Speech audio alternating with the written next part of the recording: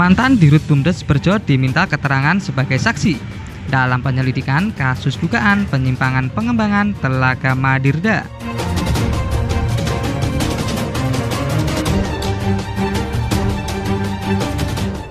Kejaksaan Negeri atau Kejari Karanganyar kembali memeriksa sejumlah saksi dalam penyelidikan kasus dugaan penyimpangan pembangunan dan pengembangan objek wisata Telaga Madirda. Rabu 2 Januari 2022, dua orang datang di Kejaksaan memenuhi panggilan untuk diminta keterangannya, yaitu mantan Direktur Utama Badan Usaha Milik Desa atau Bumdes Berjo Supardi, serta Sularno, salah satu warga.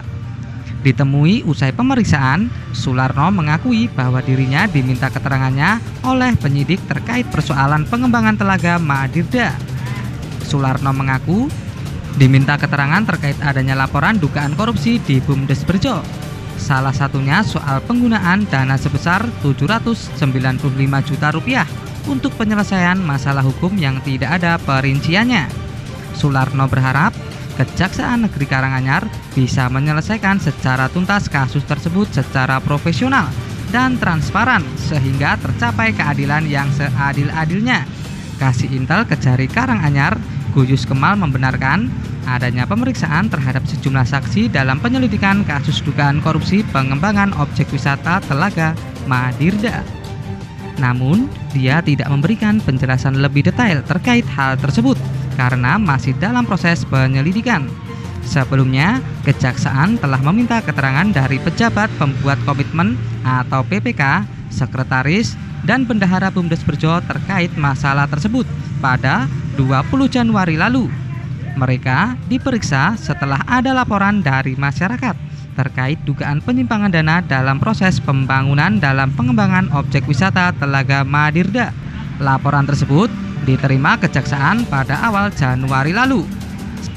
Saat datang ke Kejari, 3 orang tersebut diminta membawa sejumlah dokumen, antara lain dokumen biaya pemugaran tanah kas desa di sekitar Telaga Madirda, dokumen biaya pengurusan hukum, bukti setoran ke kas desa bagi hasil air dan parkir, dan sebagainya. Dimintai keterangan terkait laporan terkait dugaan korupsi Bumdes Desa Berjo. Saya sebagai warga masyarakat dimintai keterangan terkait dana 795 juta yang untuk penyelesaian masalah hukum.